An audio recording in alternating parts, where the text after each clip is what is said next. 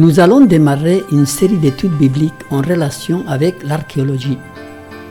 Le but est de montrer que la Bible est digne de confiance. Les découvertes archéologiques prouvent la véracité des Écritures. Ces récits historiques sont bien réels. La véritable science offre de nouvelles preuves de la sagesse et de la puissance de Dieu. Lorsqu'elles sont correctement comprises, la science et la parole écrite s'accordent, chacune éclairant l'autre, et nous conduisent toutes deux à Dieu, où nous faisons connaître les lois sages et bénéfiques avec lesquelles il opère. La vraie science ne contredit pas la révélation divine. C'est ce que nous allons découvrir dans cette série d'études. Le premier épisode de notre série porte le titre « Le Pharaon noir de la Bible ».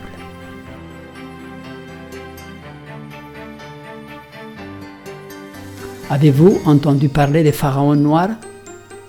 Saviez-vous que ce fut un pharaon noir qui protégea Israël contre l'attaque des Assyriens? À cette époque, l'Égypte et la Syrie étaient les deux grandes puissances militaires du monde, et elles se sont affrontées en Israël justement. La scène de Jérusalem encerclée par les armées assyriennes fut enregistrée dans la Bible. Aujourd'hui, l'histoire confirme cet événement et nous donne les détails du contexte de cet affrontement. Un des protagonistes de cette histoire s'appelle Tirhaka ou Taharka dans l'histoire séculière, le pharaon noir de la Bible. Nous allons le découvrir.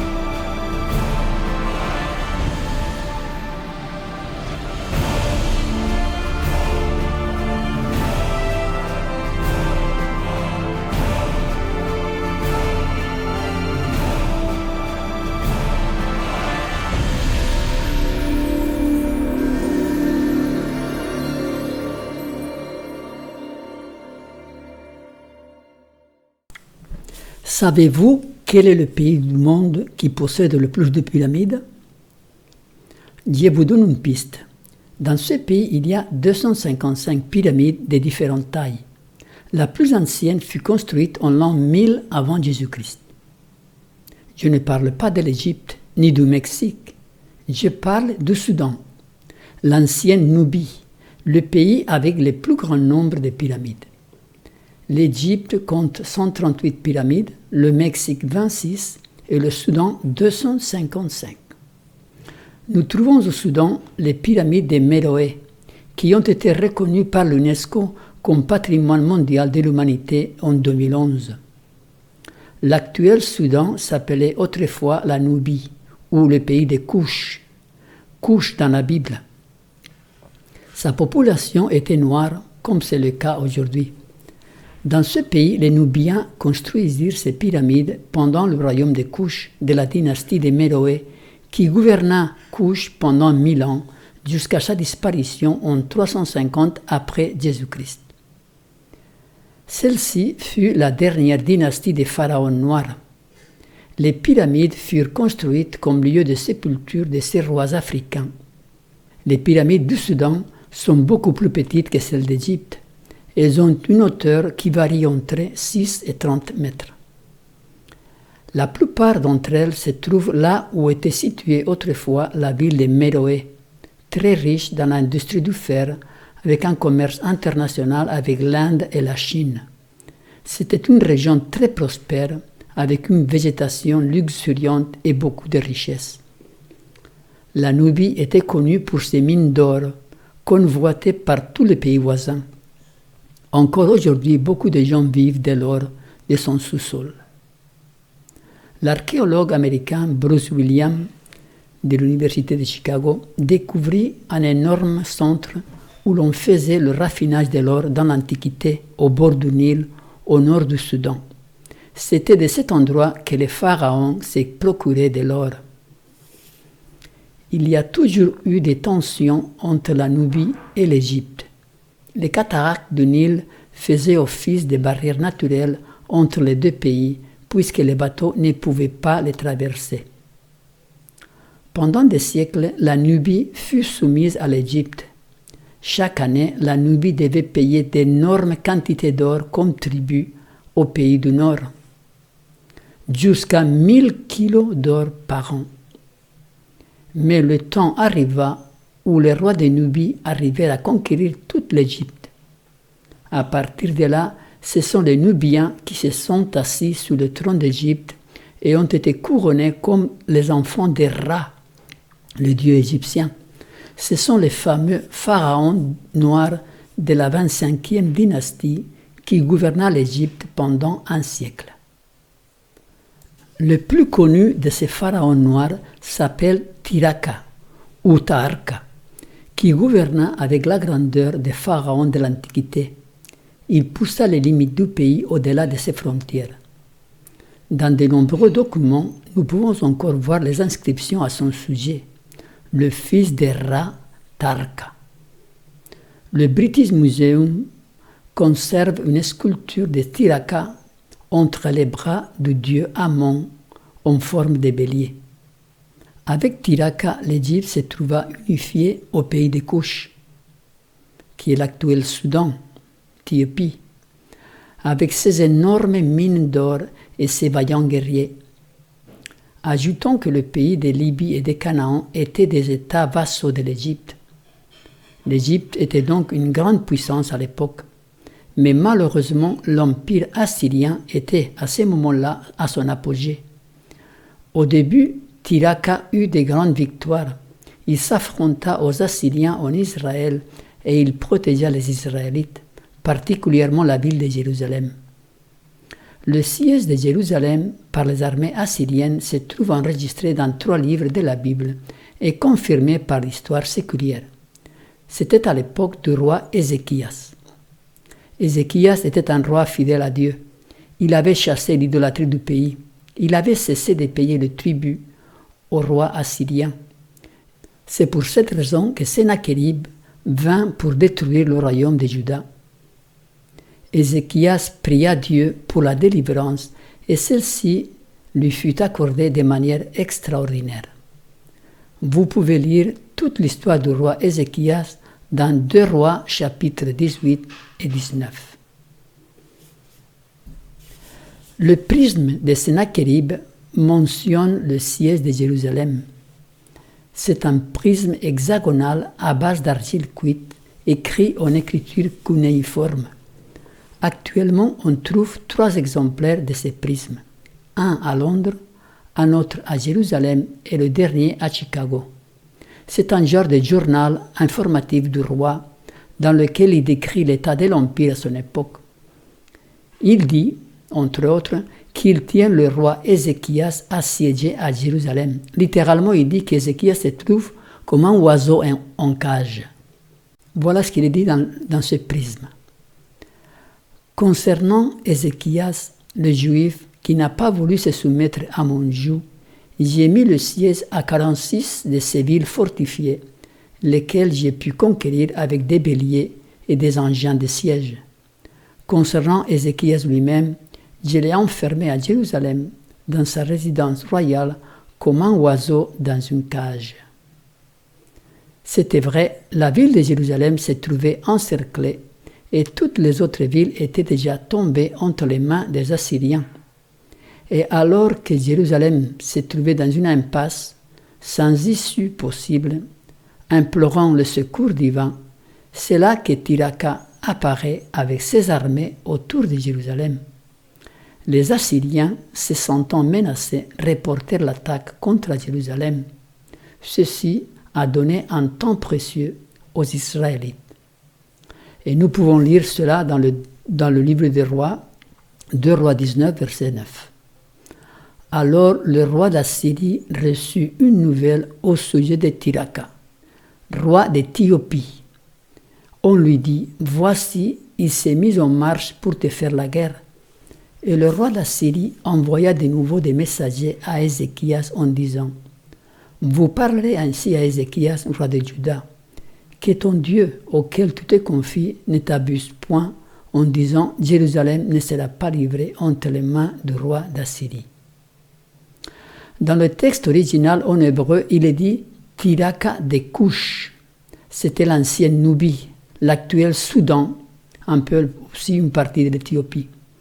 C'est bien lui le protagoniste, Tiraka ou Taharka. Cush veut dire noir, si vous regardez dans la concordance, ou brûlé par le soleil. C'est foulant des descendants des Kam qui peupla l'actuel Soudan-Éthiopie. On l'appelle aussi le pays des Cush. Ceci nous fait voir à quel point la Bible est digne de confiance, puisqu'elle nous parle de Tiraka, le roi africain, et avec le temps, l'archéologie a révélé la même information. L'histoire confirme la Bible, les pierres crient. Et ce n'est pas tout. Maintenant vient le plus intéressant. L'histoire affirme que Tiraka fut victorieux cette fois-ci, bien que son armée fût moins nombreuse. L'armée assyrienne fut obligée d'abandonner la lutte à cause d'une peste qui décima ses soldats. Cette plaie fut enregistrée dans l'histoire. C'est ce qui fut le salut d'Israël. Cette épidémie fut un événement inattendu et très opportun. Ce fut un miracle du dernier moment qui bouleversa la situation. Nous lisons dans 2 Rois 19, 35 à 36. Cette nuit-là, l'ange de l'Éternel sortit et frappa dans le camp des Assyriens 185 000 hommes. Et quand on se leva le matin, voici, c'étaient tous des corps morts. Alors Sennachérib, roi d'Assyrie, leva son camp, partit et s'en retourna, et il resta à Ninive. Cet événement enregistré dans la Bible est confirmé par l'histoire séculière comme étant une plaie de peste. Jérusalem ne tomba pas tel que l'avait prédit le prophète Ésaïe. On lit dans Ésaïe 37, 33-35. C'est pourquoi ainsi parle l'Éternel sur le roi d'Assyrie. Il n'entrera point dans cette ville, il n'y lancera point de traits, et il ne lui présentera point de boucliers, et il n'élèvera point de retranchements contre elle. Il s'en retournera par le chemin par lequel il est venu, et il n'entrera point dans cette ville, dit l'Éternel. Je protégerai cette ville pour la sauver, à cause de moi et à cause de David, mon serviteur. C'est ainsi que la prophétie d'Ésaïe s'accomplit. Sennachérib pensait que Jérusalem tomberait facilement entre ses mains, et voilà que Tiraka arriva avec ses armées et chamboula tous ses plans. L'assaut de la ville fut reporté, et cette nuit-là, une plaie violente décima l'armée assyrienne. Sennachérib dut faire demi-tour selon l'avait prédit le prophète Ésaïe. Il s'en retournera par le chemin par lequel il est venu, et il n'entrera point dans cette ville, dit l'Éternel. L'historien Flavius Joseph raconte cet événement citant un autre historien, Béroz le Chaldéen, du IVe siècle avant Jésus-Christ. Il nous est dit dans les Antiquités juives, volume 10, paragraphe 5. Sennachérib, revenu à Jérusalem de son expédition contre l'Égypte, y trouva les troupes commandées par le général Rabsakès, en grand péril du fait de la peste. En effet, Dieu envoya à son armée, la première nuit du siège, une maladie pestilentielle qui fit périr 185 000 hommes, avec leurs commandants et leurs taxiarques. Plongé par cette catastrophe dans la terreur et un désarroi indicible, tremblant pour toute l'armée, le roi s'enfuit avec le reste de ses troupes dans sa résidence royale appelée Ninive. Au bout d'un court séjour, il y meurt assassiné traîtreusement par ses fils aînés, Adrémelech et Sarasar. Son corps fut déposé dans son propre temple nommé Araska. Ses fils, chassés par leurs concitoyens en punition du meurtre de leur père, se réfugièrent en Arménie et la royauté échut à à Saracodas. Ainsi se termina l'expédition des Assyriens contre les gens de Jérusalem. Cet événement a dû faire un grand impact dans toute la région. C'est pourquoi nous retrouvons ces informations dans l'histoire séculière. L'Empire assyrien continua ses conquêtes, mais plus jamais elle ne vint perturber Jérusalem. Plus tard, le roi Assaradon, fils de Sennachérib, envahit l'Égypte en l'an 671 avant Jésus-Christ. Taharka fut vaincu et il dut se replier vers le pays du Couche. Les Assyriens conquirent Memphis et ils prirent la famille du pharaon captive. Ce fut très douloureux pour Taharka. Maintenant, il avait quelque chose de très personnel contre les Assyriens. Des reliefs nous montrent des colonnes de prisonniers emmenés par les Assyriens du pays des Couches. Taharka s'organisa et contre-attaqua les Assyriens, mais en l'an 669, il dut faire face à un troisième roi assyrien, Assurbanipal, fils de Assaradon, qui le vainquit cette fois-ci. Taharka protégea son pays avec toute sa force et son courage. Son nom est resté enregistré dans l'histoire avec des lettres d'or. Après avoir gouverné son pays pendant 26 ans, il se retira au pays des Couches, où il mourut l'an 665 avant Jésus-Christ. Voilà un récit qui nous montre que la Bible est digne de confiance. Trop longtemps, elle a été ridiculisée par les historiens, les archéologues et les hommes de science. Athée. Mais le temps est venu où les pierres crient et montrent que tout ce qu'elle nous rapporte, ce sont des faits réels de l'histoire. Elle a traversé les siècles sans ombre de variation, comme son auteur. À toujours, ô Éternel, ta parole subsiste dans les cieux.